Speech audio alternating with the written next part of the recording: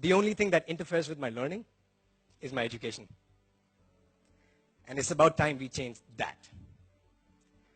If you have your smartphones, if you Google right now, university makes me. If you Google that right now, you know the first 4 automatic answers? Anxious, depressed, feel like a failure, stupid. Google, by the way, the tech giant, right, that happens to hire a lot of engineers, 15% of their staff doesn't have a professional college degree. Why? Because our education system is outdated. It was built in the 1900s. It was built for the industrial age. It was built for people to prepare themselves to live and have a creative life in the industrial world. It's outdated now. I can prove it to you. How many of you have a smartphone here? Great. How many of you had the same smartphone 2 years ago? There's some older generation people. Welcome back. If I had asked 5 years, nobody would raise their hand. If I had said 10 years, you'd be like, what are you, crazy? We want the latest operating system in our mobiles, in our laptops, in our home appliances. But the platform that impacts the entire humanity is more than 100 years old, hasn't been updated.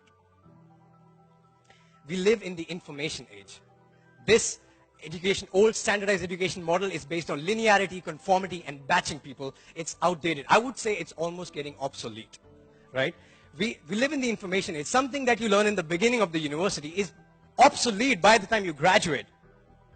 Peter Diamandis, he said between 2016 and 2022, there will be as many technological changes, as many as we had between 1900s and 2000. That's more than 2,000% growth. And that's just the beginning of the exponential curve. Many of the interesting jobs today that we have didn't exist 5 years ago. What do? We don't live in the age of standardization. We live in the age of customization. Let me tell you a story. Do you guys know this guy? Kevin Systrom. So this guy worked in a marketing job. During the day, he would work in a marketing agency, and he will come back home, take out his computer, and start programming, right? And he got so good at programming, he built an app called Bourbon. He later, after a few iterations, called that app Instagram. At the age of 28, he sold that app for $1 billion to Facebook. Mark Zuckerberg, a college dropout. We don't live in the age of standardization. We live in the age of customization, and everybody can teach themselves. No two people are the same. How many of you have siblings? How many of you have siblings? Perfect. Did your parents ever come up to you and said, hey, come here, remind me, which one are you again? Never happens. Even if you're Indian, doesn't happen. There's 500 million people there. Doesn't happen. No two people are the same, and neither should be their education journey. We all want to be unique, at least the original copy, right? And we are unique. Start designing your unique education. And it's never been easier. Did you know that all the classes that MIT students are taking today, you can go online and take the same classes for free? Not just MIT. You can go on edX.org. There's MIT, Harvard, Berkeley, some of the best universities in the world. Pick the courses you like. Take them. You guys know Udemy? You can go on Udemy and learn basically everything from programming to photography, right? Turn your passions into your professions. You can do that. Most of the courses are less than $200. I've purchased courses in their promotion for $15, right? You can do that. Start educating yourself. And that's the first key. That's the only one. The next one, here's how you take it to the next level.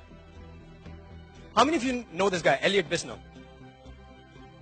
No one. Great. So this guy was a young American entrepreneur living in US, starting out as a digital entrepreneur at the age of 24.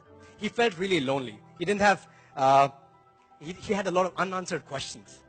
What he did, he picked up his phone, started calling successful digital entrepreneurs in US and said, hey guys, I stay in Utah.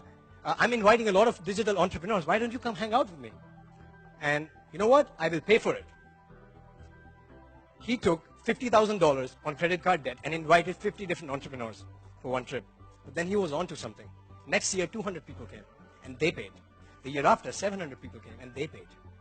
Today, he gave birth to what we call the Summit Series. People like Richard Branson speak at that event today. And he was voted as the coolest entrepreneur by Inc. magazine in 2009, right? You know what he was doing? He was bringing together people with similar interests, similar pain points, and similar lifestyles. And that's the key. Find your tribe. We are social animals. We are naturally inclined to connect with people who are like us, similar values, similar interests, similar belief system, right? And we thrive in that environment, right? That's where you share the latest practices. That's where you learn and you teach each other. You learn and grow with each other together as a tribe. And when you find your tribe, something interesting happens. On May 28, 2017, I landed in Barcelona, about 4 months ago. And I joined 400 people from 50 different countries. That said, we will relocate to Barcelona for 1 month and we go deep into personal transformation. We got together and we had some of the most incredible teachers in the world teaching us and having workshops every single day. This is Vishen Lakhiani, founder of Mindvalley. He's teaching us on advanced goal setting. This is Lisa Nichols, the star of the documentary The Secret. She's been on Oprah many times. She's teaching us the art of storytelling. Some of the most incredible speakers, UK's #1 hypnotherapist, the guy who sold 20 million books, the CMO for a billion-dollar company, guy who trains Hollywood actors on fitness, and the guy, the monk, he trained the star cast of Doctor Strange. These are the kind of workshops that we were having. And, get this, in the evenings and on the weekends, we partied in the streets of Barcelona, right? We connected with our tribe, right? We had spaces to connect deeply and meaningfully with our people. And we call this experiment Mindvalley University. Now, what if this was part of your university? These are what I call deep immersions. Deep immersions are like, you know, have you guys been to Disneyland? Yeah? Have you noticed at the end of the day, kids are really sad? Some are crying. Some parents are trying to drag them off and they're like, no, daddy, no. You know why that happens? Because they just experienced a deep immersion. Deep immersions are powerful. They are like highly inspiring, fun, exciting moments that you experience. And deep immersions are basically when you come together with your tribe and go deep into a particular topic for a very short period of time. It could be from like 1 day to like 5 days, and then stir some emotions, have a lot of fun, and create a lot of lasting memories. Right? And these are your conferences, your events, your summits, your TEDx is a deep immersion. You come together as a tribe. Right? Your deep immersions are extremely important, and that's the third key. And your deep immersions go back, add into self-education. When I came back from Barcelona, I came back with a list of 7 different books, 3 different online courses, and 3 classes I'm taking in Kuala Lumpur right now. Because I got those things, got those ideas, right? Added back into my self-education. And this becomes the wheel of modern education. Self-education, my tribe, and deep immersion. And here's the thing.